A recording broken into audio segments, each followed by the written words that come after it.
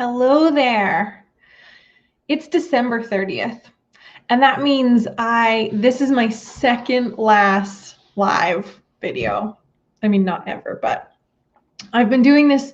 It's called, well, actually, I don't know what it's called. Live 365 challenge is what I'm calling it. This year it's technically 366 because I was the idiot that decided to do this in a leap year.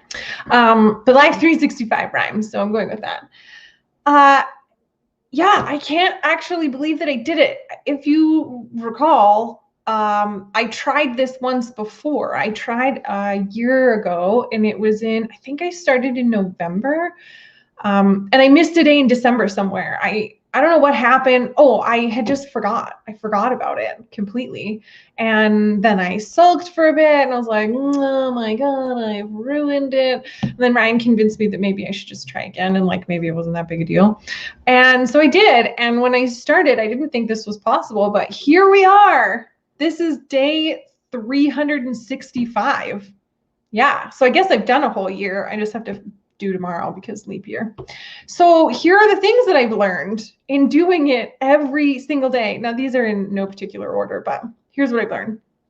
Sometimes the videos that you think are going to be duds actually turn into be the best ones for engagement. Like some of the videos where I just showed up to be like, hey, this is what happened today, or like, oh, I have this problem that I need help solving that had nothing to do with accounting, had the best engagement on it, on Facebook anyway. And then the ones on YouTube, for the most part, were the ones where I was talking about the benefits, like all of the benefit programs, like for the pandemic and stuff like that. Sometimes I would show up and thinking nobody's ever going to watch this. And so I'd be in like a sweatshirt that was like, I don't know, like akimbo. And then my hair would be sort of to the side. I'd be like, oh, whatever, like one person's going to see this. And then there'd be like 1,000 views or something. I think that happened at least a couple times. I'm looking back going, oh, I was that the day that I decided, oh, I don't give an F what I look like. So sometimes the videos that you just think are like, throwaway videos end up being like your biggest hits. I have no recipe for that one. Another thing I learned is don't be precious about it. Like just do the thing. In the beginning I was precious and I was like, oh man, I've got to nail this thing and I'm going to write all this. I'm going to prepare all this stuff and it's going to be great. And I get really nervous. And then I just started doing them. I mean, doing them every day, you sort of they take a lot of energy. That's another thing I learned is they take a lot of energy. Like doing anything daily takes a lot of energy, but being up like this takes a lot. And the camera takes about 10% of your enthusiasm. So you have to be bigger than you would be if you were just talking to somebody. So daily activities take a lot of energy. Daily live videos take a lot of energy. And so trying to just manage your expectation for what your daily commitment is actually going to be is a really big takeaway for me. So just don't be precious with the videos was a big one. Also, nobody's going to see them. Honestly, I think for most of the videos all year, I averaged like, I don't know, 10 views or something like that. And I think a lot of them was like, my mom. So you know, the chances that like 1,000 people, I mean, it depends on the size of your audience, but, you know, but then there are videos that I also had more than 1,000 views on. So, I mean, mostly people aren't going to see them. So don't be precious about it. Practice transitions. That was a big one that I learned. And what I mean by that is the very opening line, like the first thing that you say, practice that. Practice the transition to your call to action. So at the end of your video, you want to have some sort of like call to action for your audience. You want to click on this link, answer my question, something that your audience is going to do so that they're interacting with you. So practice the transition from whatever it is you're talking about to the CTA, and then practice the CTA, and then practice the closing line too. Those ones always end up being the most awkward, 100%. So if you just write those ones out, you could improvise the middle and it wouldn't be that big a deal. But practice those beginners and the endings. I actually ended up creating a beginning and an end sort of by accident. So like, hello, kind of ended up being the beginning to like all of them. And then I ended up saying, I'll see you tomorrow, which I liked. I liked that one. It happened organically, but I like that one. But yeah, you could improvise the whole thing, practice those transitions. Those are the key things. Plus, if you have the ending line in your brain, you know exactly what you're going to say. If you just freak out and forget or whatever, or you just have it on your computer, then you just read that thing and you hop off. Don't be precious about it. In the beginning of this whole challenge, this is another thing. We're moving on to another thing. You're doing these videos for yourself. If you're not somebody who does live videos regularly or speaks for people regularly or just generally is producing content on a really regular basis, then in the beginning you're doing this for you. You're learning what your voice is. You're learning how you want to talk to people, what your character is, because the tricky part about this is that it's really like who you are is changing all the time, right? Like who we are as a person is generally sort of the same, I guess. I mean, I'm getting into something philosophical there, but like how we're feeling is changing and all that stuff. So I think if you really have to figure out what the tone is that you have or that you want for your character, like who is Caitlin Kirk CPA that I want to present to the world. So in the beginning, yeah, I was just figuring out. And for me, a big thing was figuring out like, how silly can I be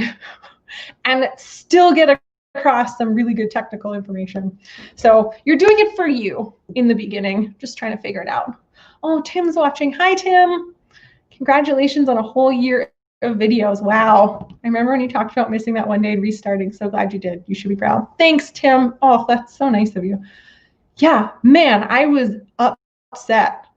AF. I'm glad I started again too, actually, because I've learned a lot, which is what this video is about. So yeah, in the beginning, you're doing it for yourself. Most days, I actually didn't even know what I was going to talk about. So I would like had a topic or had a title.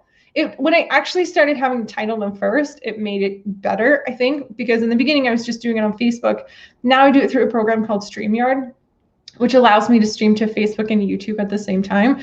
And so to do that, I have to like create the broadcast, which means I have to at least have a topic before I start, which that was better than just being like, what, like having sort of an idea, but not really thinking it through.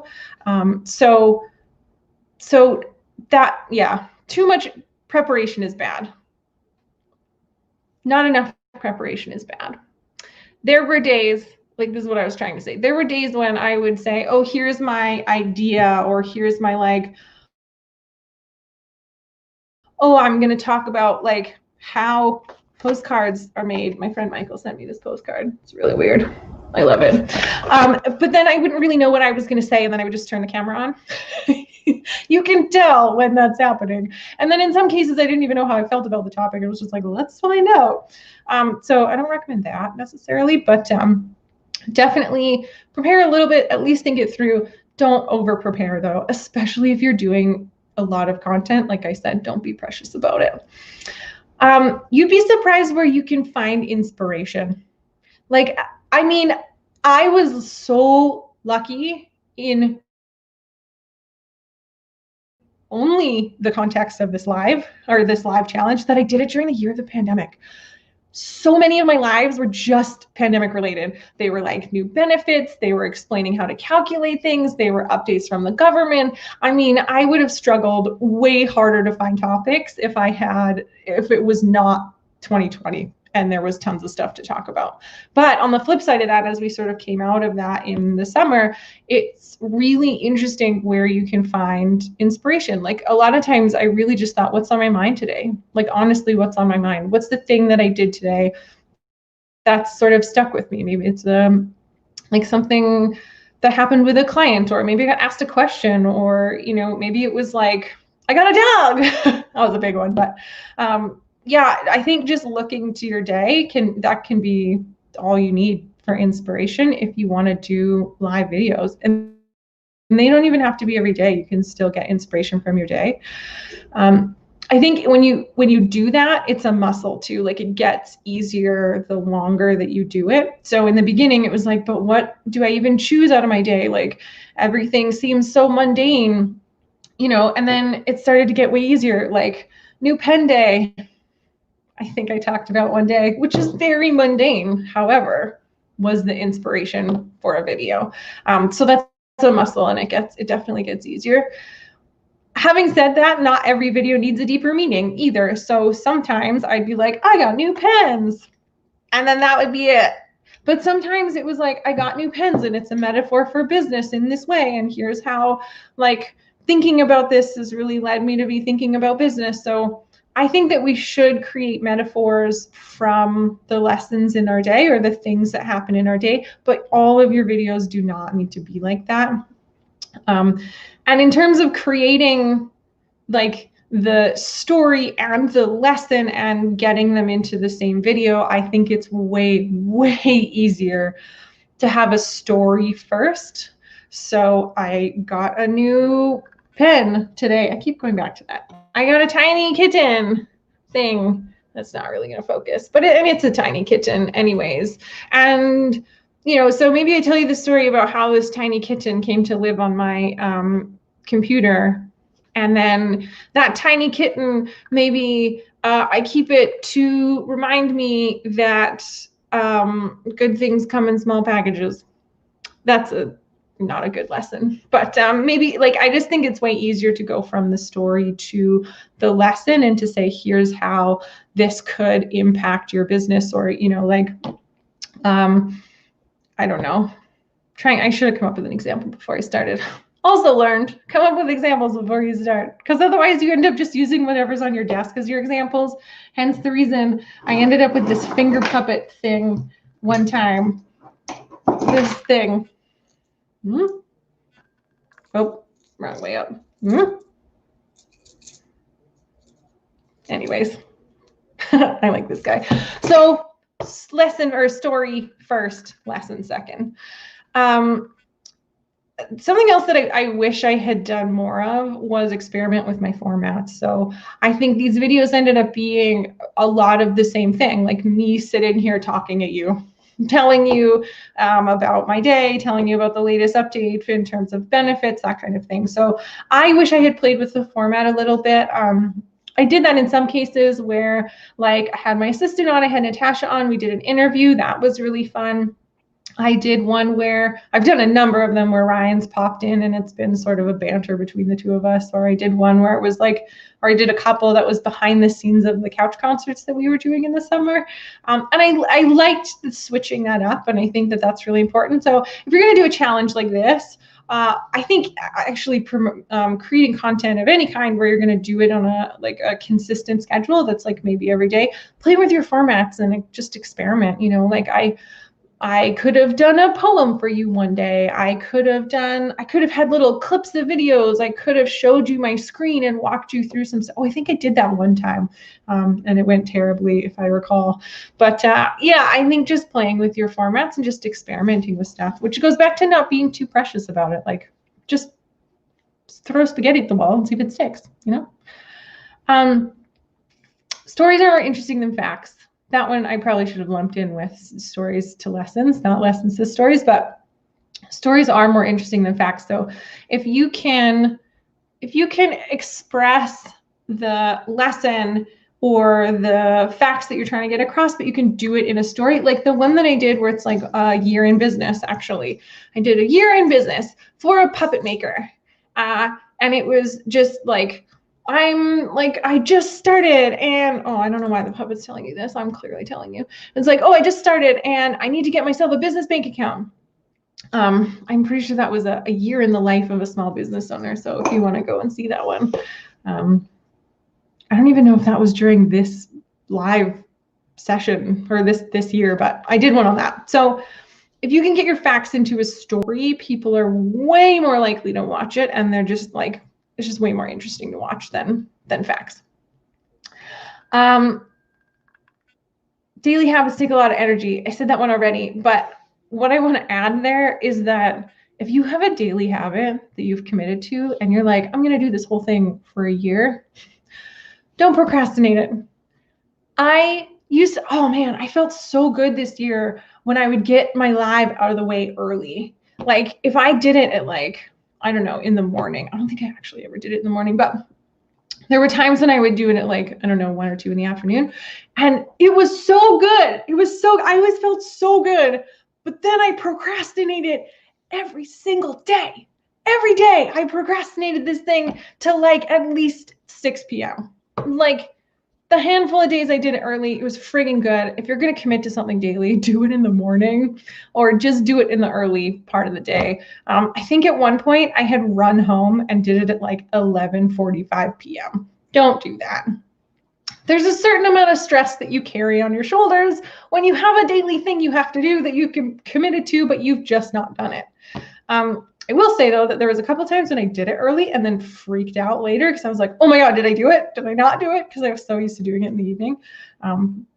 Yeah, do it early. On the flip side of that, every time I did it in the evening, if I did it at like 3 in the afternoon, I was then like, well, done for the day, because I used to do it at the end of every day. Anyways, do your daily habits early. The closer you get to the end of something, the harder it is to motivate yourself to do it. That's true for me no matter what I'm doing. But if I've worked for a long, long time on something, it just gets so hard to stay motivated towards the end. I don't know. Maybe that's just a personality thing. But this week has been easy because I'm like, okay, I only have so many left. Like I better plan these things out instead of just, winging it for the last few days, because it feels like the culmination of like a lot of work. So the last week or so, not a big deal, but the last 2 months, what a slog. Yeah, so just know that and just push through it. If you really want to do it, push through it. And the last thing that I've learned, or at least the last thing I'm going to talk about, is that when you want to learn a skill, so no matter what it is, you just got to do it like over and over again. I learned so much from just doing it, like just doing these live videos that I never would have thought to ask about, like the technical side of things. I now know how to light a scene properly. This is maybe not the best example, but I'm lit pretty well. My glasses aren't too, you don't have too many lines down here. The screen's maybe a bit reflective in my glasses, but I learned all those little things because I had the chance to do it over and over again. I also learned what kind of pacing I wanted to do, or what happens if I'm too fast and then I start tripping over myself and then I get flustered and then it gets worse. You'll see some of those if you go back through the old archives there. I learned, if I want to stream to multiple platforms, I need to do it through a service. So StreamYard, like I said, is what I'm using. I wouldn't have known that. We used a different service at one point, but that was quickly ended. We use StreamYard now to do to 2 platforms. I learned that, hey, Byron. Thanks, Byron. I learned that just putting content out every day, people will come to your platform strangely. Like I had maybe 45 subscribers on my YouTube channel before I started this whole thing, and now I have almost 200, and not because I did anything except these live videos. So that was one of those things that you just, by doing it, I learned it.